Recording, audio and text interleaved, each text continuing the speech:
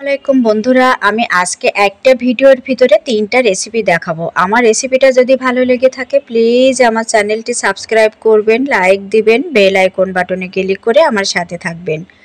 আজকে আমি আপনাদেরকে দেখাবো ঘরোয়া পদ্ধতিতে খুব সহজভাবে সমোসা, স্প্রিং রোল ও অন্থন পেস্ট্রি শিট তৈরির খুব সহজ একটা রেসিপি এবং এটা ফ্রোজেন করার পদ্ধতি সহ আপনাদেরকে আজকে দেখিয়ে দিব। কারণ সামনে আসছে রোজার মাস, প্রচুর ফ্রোজেন আইটেম খাদ্যের প্রয়োজন হবে, কারণ রোজা থেকে আইটেমগুলো তৈরি করতে অনেক কষ্টকর ব্যাপার। তো চলুন শুরু করা যাক। কিভাবে বানাচ্ছি স্টেপ বাই স্টেপ আপনাদেরকে দেখিয়ে দিচ্ছি আর দেরি না করে। একটা মিক্সিং বল নিয়েছি, এখানে আমি ময়দা দিব হাফ কাপ, পানি দিব 1 কাপ, লবণ দিয়েছি হাফ চা চামচ। এখন একটা হ্যান্ড হুইস্কের সাহায্যে ভালোভাবে মিক্সড করে নেব যেন একটু দানা দানা না থাকে। হ্যান্ড হুইস্কের সাহায্যে ভালোভাবে মিক্সড করে নিতে হবে যেন একটুও দলা দলা না থাকে। এখন একটা চামচের সাহায্যে দেখিয়ে দিচ্ছি এর ঘনত্বটা কেমন হবে। একদম পাতলা একটা লিকুইড ব্যাটার তৈরি করতে হবে। দেখেই বুঝতে পাচ্ছেন ব্যাটারের কনসিস্টেন্সিটা কেমন হয়েছে। চুলার উপরে আগে থেকে পানি বসিয়ে পানিটা আমি ফুটিয়ে নিয়েছি, তার উপরে একটা প্যান বসিয়ে দিয়েছি। প্যানটা কিন্তু বেশি গরম করা যাবে না, একটু তেল ব্রাশ করে নিচ্ছি। তেলটা খুবই পরিমাণে সামান্য কম নিতে হবে। তেল ব্রাশ করে নিয়েছি। এখন লিকুইড ব্যাটার এখানে আমি ঢেলে দিব অল্প পরিমাণে, কারণ এই রুটিটা কিন্তু অনেক পাতলা হবে, একদম কাগজের মতো হবে। প্যানটা কিন্তু খুব বেশি গরম হওয়া যাবে না, গরম হলে কিন্তু তলায় পুরো হয়ে যাবে, সব সাইডে সমান হবে না। এভাবে ঘুরিয়ে ঘুরিয়ে চারি সাইডে মেলে দিতে হবে। সমোসার শীটটা পুরাই কিন্তু স্টিমে আপনার সিদ্ধ হয়ে যাবে। আমি একটু স্প্যাচুলার সাহায্যে হালকা একটু ফাঁকা করে আপনাদেরকে দেখিয়ে দিচ্ছি কতটা পাতলা হয়েছে। দেখেন উপরের অংশ থেকে স্প্যাচুলা কিন্তু ভালোভাবে দেখা যাচ্ছে, তাহলে বুঝতেই পাচ্ছেন কতটা পাতলা হয়েছে। এখন এটা আমি টেনে উঠিয়ে নিচ্ছি, এটা কিন্তু একটুও ছিঁড়ে যাবে না। ভালোভাবে আপনাদেরকে দেখিয়ে দিয়েছি, দেখেন কোনোভাবেই কিন্তু এটা একটুও ছিঁড়ে যায়নি। এখন একটা প্লেটে তেল ব্রাশ করে নিচ্ছি যেন তলায় লেগে না যায়। সমোসার শীটটা এখানে ভালোভাবে একটু মেলে দিব যেন দলা দলা হয়ে না যায়। উপরে আবার একটু তেল ব্রাশ করে নিয়েছি, কারণ আর একটা ছেঁকে যখন এখানে রেখে দিব তখন একটার সাথে একটা লেগে যেতে পারে, এই জন্য হালকা একটু তেল ব্রাশ করে নিয়েছি। আমি আবার একটু হালকা টিস্যু পেপার দিয়ে তেল মাখিয়ে নিচ্ছি। বেশি তেল দেয়া যাবে না, তাহলে কিন্তু শীটটা ভালোভাবে হবে না, একটার সাথে একটা গড়িয়ে চলে আসবে। মনে রাখতে হবে প্যানটা কিন্তু কোনোভাবেই বেশি গরম করা যাবে না, তাহলে কিন্তু নিচের অংশটা পুরো হয়ে যাবে, সব সাইডটা একটুও সমান হবে না। হালকা গরম হবে, এভাবে চারিপাশে ঘুরিয়ে একটা রুটির মতো মেলে দিতে হবে। দেখেই বুঝতে পাচ্ছেন আমি কিভাবে দিচ্ছি আর আমার লিকুইড ব্যাটারটা কতটা পাতলা হয়েছে সেটা কিন্তু এখানে আপনারা দেখে ভালোভাবে একটু বুঝে নেবেন। সাইডে দেখেন হালকা একটু ফাঁকা হয়ে গিয়েছে, এরকম যখন হালকা সামান্য একটু ফাঁকা ফাঁকা হয়ে আসবে তখন একদম ভালোভাবে রেডি হয়ে গিয়েছে, তাড়াতাড়ি এটা উঠিয়ে নিতে হবে। আমি আবার একটু টেনে উঠিয়ে দেখিয়ে দিচ্ছি আপনাদেরকে, এটা কিন্তু উল্টা সাইডটা দেখেন একটু কিন্তু পুড়ে যায়নি। এভাবে আমি উঠিয়ে নিচ্ছি একে একে সবগুলা, এভাবে আমি বানিয়ে নিব। দেখেন সমোসার শীটটা কতটা পাতলা হয়েছে, একদম কাগজের মতো হয়েছে।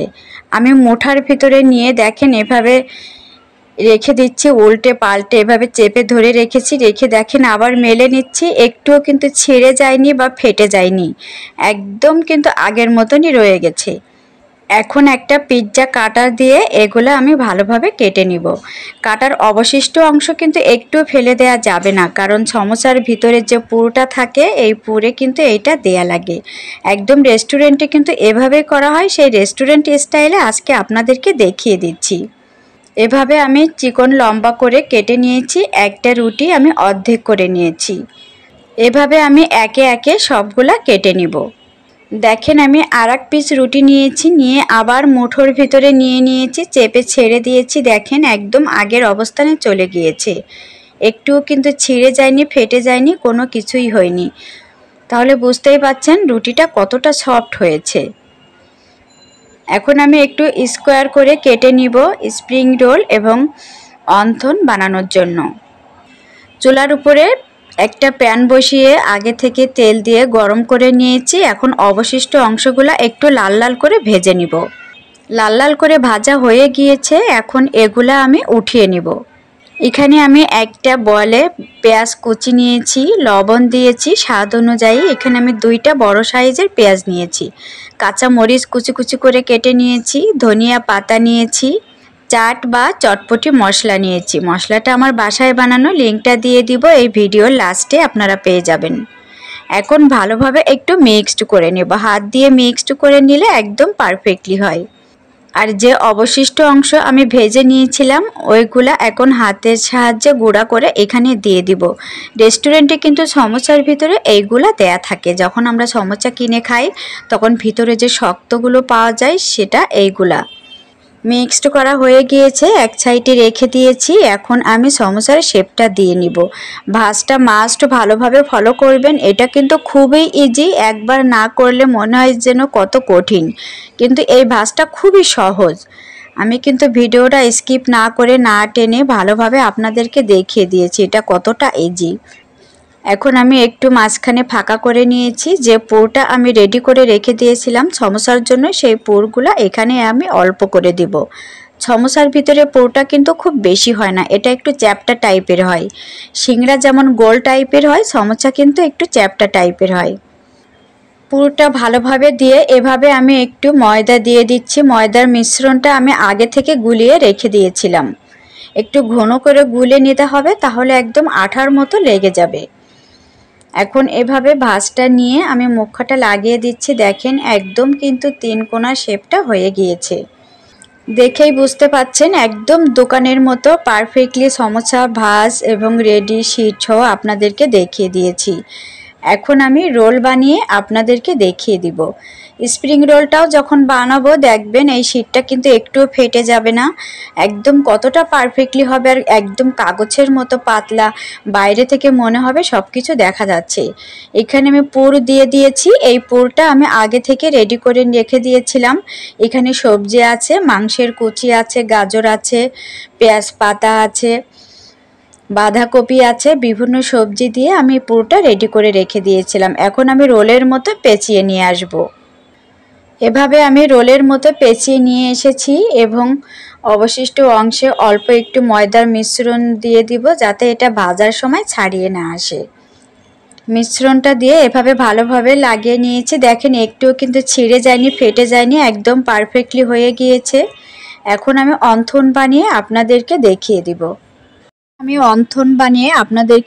দিব। আগে সমোসা বানিয়েছি, তারপরে স্প্রিং রোল বানিয়ে দেখিয়ে দিয়েছি, এখন অন্থনটা বানিয়ে আপনাদেরকে দেখিয়ে দিচ্ছি। এভাবে আমি স্কোয়ার সাইজ করে আগেই কেটে রেখে দিয়েছিলাম, ভিডিওতে দেখিয়ে দিয়েছি। আর যে পুরটা আমি আগে থেকে রেডি করে রেখে দিয়েছিলাম সেই পুরটা আমি একটা কর্নারে নিয়ে নিয়েছি। এখন আমি ডাবল ভাঁজ দিয়ে পেঁচিয়ে নিয়ে আসবো। এটা অবশ্যই ফলো করবেন, এটা বানানো কিন্তু খুবই সোজা, খুবই ইজি।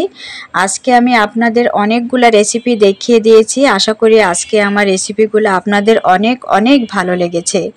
এভাবে পেঁচিয়ে নিয়ে এসে আমি ময়দা দিয়ে আবার আটা দিয়ে লাগিয়ে দিব, তাহলে একটুও ছাড়িয়ে আসবে না। দেখেন কতটা ইজিভাবে অন্থন বানিয়ে আপনাদেরকে দেখিয়ে দিয়েছি।